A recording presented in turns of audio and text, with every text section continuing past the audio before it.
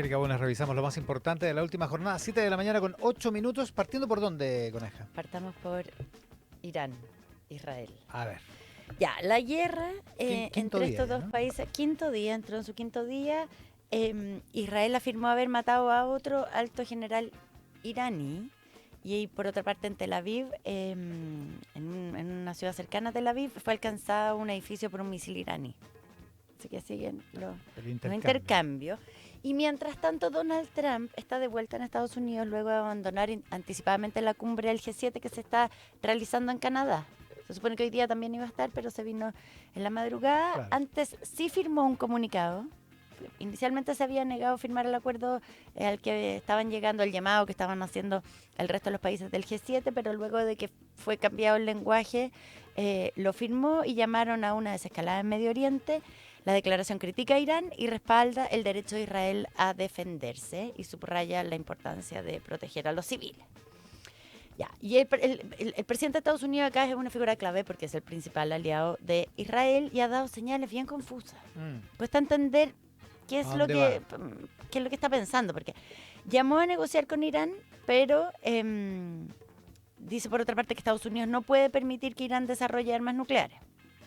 Ha llamado ayer en este post en Truth Social, su red social, llamó a los residentes de Teherán a evacuar. Imagínate el pánico de la población civil en esa ciudad cuando el presidente de Estados Unidos los llama a todos a evacuar.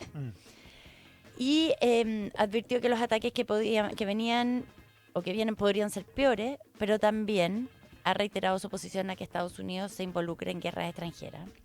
Porque Israel ya ha dañado varios sitios nucleares importantes y además dice que tiene como el control aéreo sobre Irán.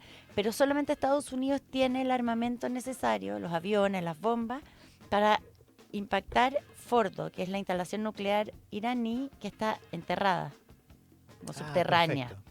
Entonces, desde Israel llaman a Trump para que use las bombas, como las llamadas bombas rompebúnkeres, que permitirían destruir esa instalación.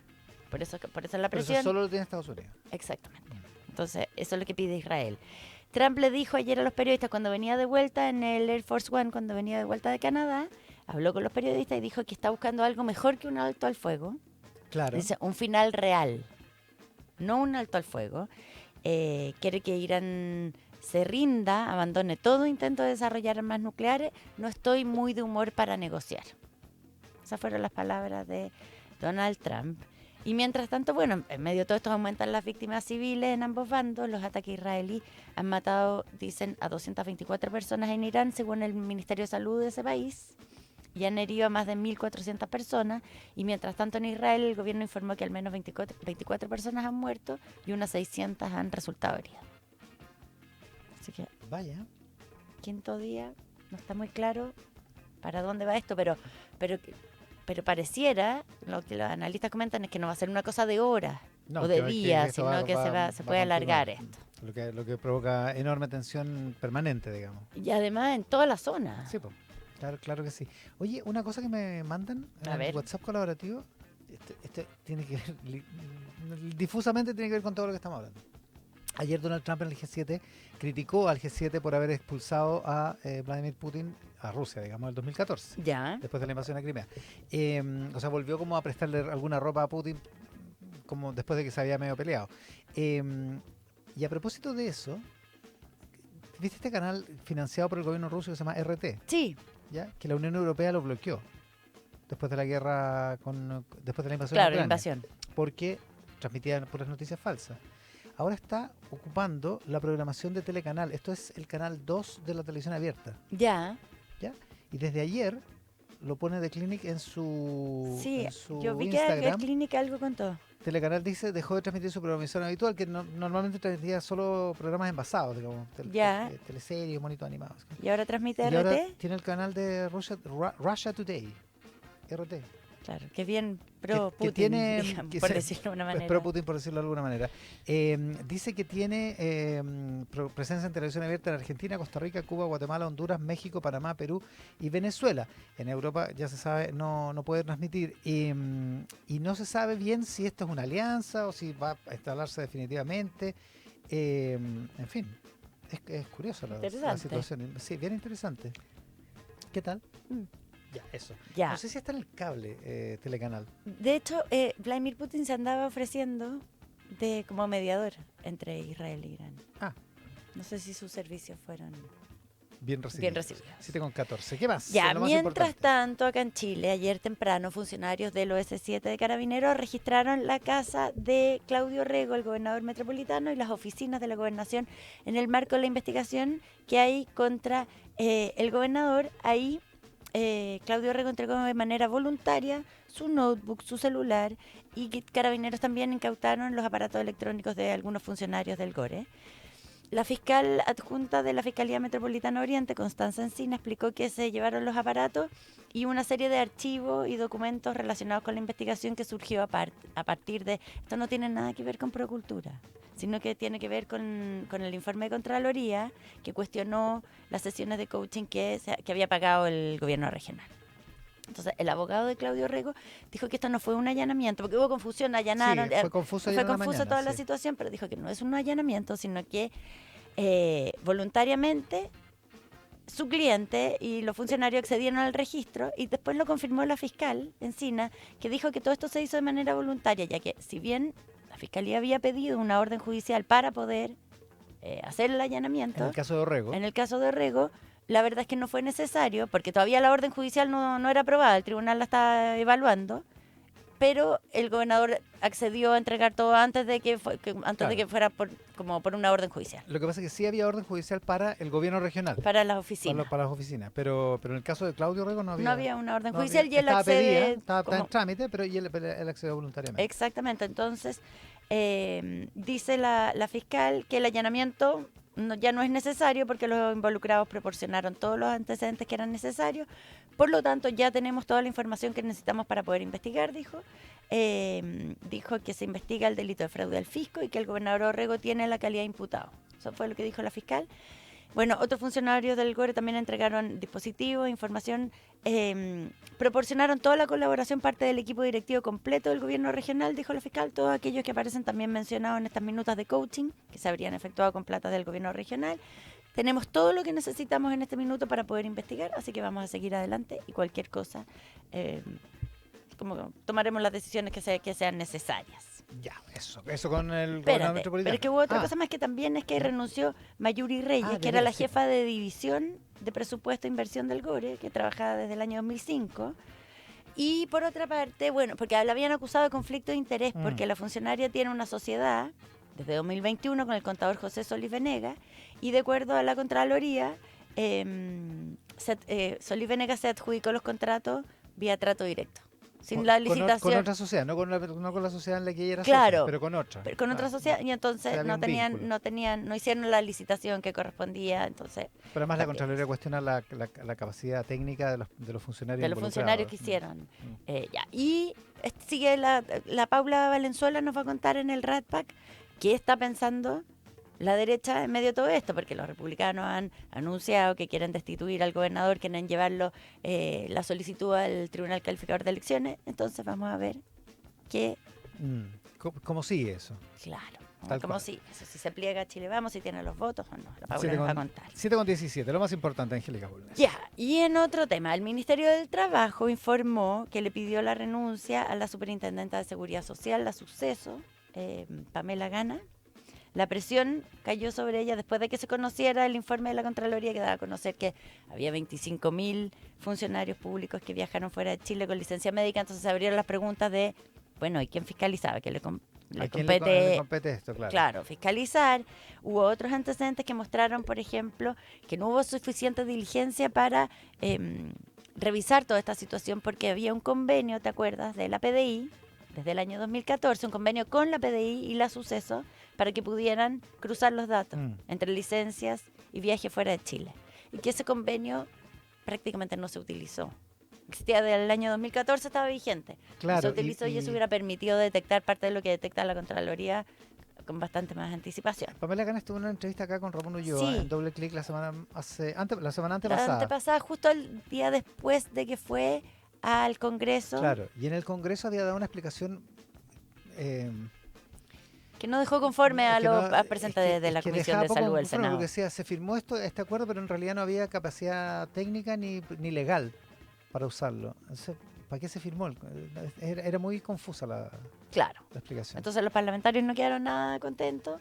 Entonces se empezó a agrandar el peso o la crítica sobre Pamela Gana. Claro, y además en el camino apareció una auditoría de la Contraloría que detectó el retraso en la tramitación de multas por parte de la Suceso, en el caso de licencia, y en el 65% de los casos analizados, que eran alrededor de 100, la demora fue de más de 180 días corridos, porque son 180 días corridos los que se permiten. ¿Ya? Y se llegaba en algunos casos a 427 días hábiles de tramitación. O sea, mucho más que los 6 meses. Claro. Mucho más de un año y además días hábiles, no corridos. No, o sea, hay un problema. Claro. Evidentemente hay un problema. Bueno, Gana había asumido en el año 2022, su periodo terminaba a fines de este año y por el momento va a ser reemplazada o subrogada por la fiscal de la Superintendencia de Seguridad Social, Patricia Soto, porque el cargo tiene que llenarse vía dirección pública, claro. el proceso de alta dirección pública. De hecho, así fue como llegó ella, que estaba en la superintendencia antes, era intendenta de llevaba salud. Tiempo en... Sí, en la Superintendencia de Seguridad Social. Ya, eso, 7,20. Ya, en esos temas, política pública, mientras tanto tenemos la política partidaria de primarias. Está bien revuelta. Que sigue revuelta, sí. Sí. La franja, el debate del domingo han tenido sus consecuencias. Ayer, los partidos del socialismo democrático se ausentaron del comité político ampliado del lunes, que se realiza los lunes en La Moneda. Y todo esto en protesta, en buena parte por la franja electoral del candidato del Frente Amplio, Gonzalo Vinter. Y ha quedado en el centro toda la discusión. Estamos discutiendo sobre la concertación otra vez y los 30 años. Claro, y las diferentes interpretaciones de los 30 años. Exactamente. ¿Y qué fuiste tú? ¿Fue bueno? ¿Fue malo? Claro. ¿Quién tenía el poder, por de pronto? Estuvo Ricardo Lagos Vera anoche en Tolerancia Cero y reconoce que hay tensión y que dice, uno hubiera esperado que hubiera cambiado el tono, que hubieran cambiado las cosas, digamos. Ese es más o menos el tono de lo que dijo Lagos Vera anoche. Sí, pero no. Ya, el gobierno, por su parte, llamó a cuidar el tono. El ministro del Interior, Álvaro Elizalde, lo pidió al interior del comité ampliado. La senadora Paulina Bodanovich va a estar acá en el próximo bloque contigo para ver qué piensan desde el Partido Socialista. Pero la verdad es que el candidato Vinter tampoco retrocedió con respecto a su franja y sobre todo el segmento de la mesa del poder, porque primero estuvo el segmento en que aparecen Patricio Tombolini y Jorge Correa Sutil. Claro, eso fue la primera molestia, pero después el segmento que circuló el fin de semana, el sábado, creo que fue de la mesa del poder. La mesa del poder, sí. Entonces dijo que... Ese fue el que dejó la grande, ¿eh? Ese fue... Ya lo había empezado a dejar el otro. No, claro. Por claro, pero ya reventó sí. Incendió la pradera. Ya, y entonces el diputado Vinter dijo que el socialismo democrático está usando su franja de manera estratégica para armar una polémica artificial. Dice que la franja del segmento ese no habla de ningún partido político de este bloque. Ayer pudo explicar, dijo que una de las piezas gráficas que produjo cierto grado de molestia no estaba enfocado en nuestros compañeros de coalición, sino que al contrario, en la mesa del poder, aquella que está capitalizando con los dolores de la ciudadanía. Eso no tiene nada que ver con nuestros compañeros de coalición. También dijo la presidenta del Frente Amplio, Constanza Martínez. Si lo curioso es que cuando uno habla de la mesa del poder, bueno, también mira a quienes tenían el poder. Claro. Cuando se tomaron muchas de las decisiones de las que se están impugnando. Cosas, concesiones, CAE, una serie de cosas. Entonces, como la mesa del poder, pero no tienen nada que ver los que tenían, en mi crítica no tienen nada que ver los que estaban sentados. El dirigente del Frente Amplio que dicen, oye, si habla con acento extranjero. Siempre es culpa de los fácticos. Claro, exacto. Entonces, y por volvimos eso, a Andrés Alemán. Por eso uno de los actores habla con acento extranjero. Claro. Habla como gringo. Ese es como el concepto. Pero la verdad es que en el Frente Amplio son los únicos que entienden así el spot. Digamos. Sí, no, en el socialismo democrático no lo ven de la misma manera. Esto está escalando ex ante. Tiene una nota que se publicó ahora esta mañana o anoche.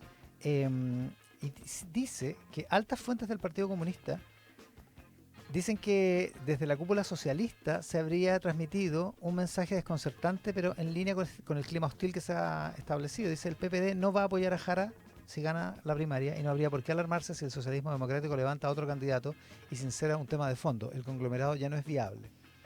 Ex ante citando a fuentes del Partido Comunista. Vamos a preguntarle a la Pero senadora es que Bodanovich. estamos a 2 semanas de la primaria. ¿no? Está revuelta la cosa. Pero Está una revuelta.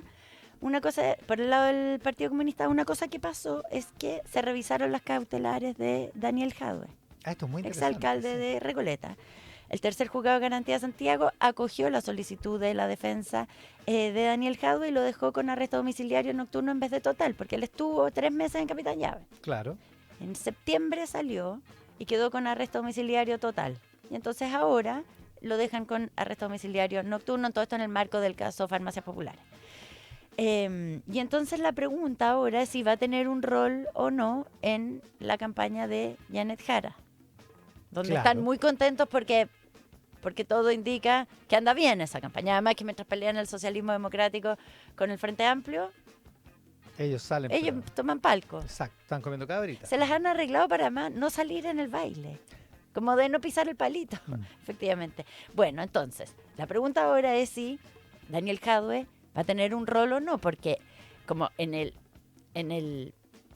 intento como de ser más transversal, más abierto, Daniel Jadwe en principio no colabora tanto, pero sí tiene mucha llegada en el sector más de la izquierda.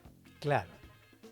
Él tiene arrastre en ese mundo. Acuérdate de toda la disputa que hubo en el propio Partido Comunista para ver si la nominación quedaba en Jara o no. Y de alguna manera le soluciona a Lautaro Carmona esa tensión, la tensión con esa parte del partido y demás a la izquierda, digamos. Entonces Lautaro Carmona, el presidente del partido, dijo que sí, que Daniel Jadwe se va a poder destacar mucho más en la campaña en función de disponerse a integrar el comando, donde están muchos otros miembros del Comité Central. Pero yo veía, por ejemplo, en el Mercurio, dicen que fuentes cercanas al comando no están tan convencidos de eso. No, Vamos a ver. ¿En el comando lo desmintieron? Sí, pero lo desmintieron como oficialmente o lo desmintieron O sea, en trascendido. Por eso, trascendido, claro, sí. por eso no es que salieron a decir no tienen nada que ver con nosotros. Lo que pasa es que, por otra parte, para algunos en el comando es el abrazo del oso. Bueno, porque hay que también estar la disputa entre ganar o mantener la identidad Exactamente. de o eso se ganar trata. hacia dónde. Porque igual primero hay que ganar la primaria. Pero estamos claros que a Lautaro Carmona no se le salen las cosas. No. O sea, no es que como que... no es que cometió un error. No es que dijo, no es que se pasó de rosca. No, ni no se es que entusiasmó. titubeó. No, claro. No es que titubeó. No, dijo que Tenía lo que dijo clarísimo. fue Daniel Jadwe tiene que entrar al comando, punto. Ya. Bueno. Y él está en el comando. El por propio supuesto. Lautaro Carmona. Bueno, ya es el presidente del partido. Además. Ya, eso. 7:26. Ya, y muy cortito para que cerremos a la hora. Tras casi 12 años de discusión en el Congreso, la Cámara de Diputados aprobó y despachó la ley de reforma al sistema de adopciones. Esto es Por fin. importante, sí, por fin, porque la idea es agilizar los procesos, reducir la burocracia. Decía la ministra de Desarrollo Social, Javiera Toro, que hoy día un niño, una niña, un adolescente en proceso de adopción debe pasar por lo menos por 3 procedimientos judiciales en tribunales que pueden ser diferentes. Y obviamente que eso implica que puede haber medidas contradictorias, confusión, que no hay coherencia en cómo se da el proceso y precisamente este proyecto apunta a darle más coherencia, más fluidez, que sea más rápido, siempre pensando en el bienestar de los niños. Porque un proceso hoy día puede durar 4 años, incluso se puede duplicar en el caso de los adolescentes. Eso entre varias otras medidas que incluye este proyecto que ya está listo para ser despachado. Lo más importante de la última jornada junto a Angélica Bulnes esta mañana aquí en Mesa Central. Como decíamos, en el siguiente bloque, la presidenta del Partido Socialista, la senadora Paulina Bodanovich, aquí en Mesa Central. Una cosa, después de 12 años llega un poco tarde cuando nuestro problema es que no tenemos guagua, el proyecto de Es verdad. adopción. Es verdad. Pero qué bueno que llegó. Por lo sí. menos salió. Gracias, Conejo. Chao. Chau.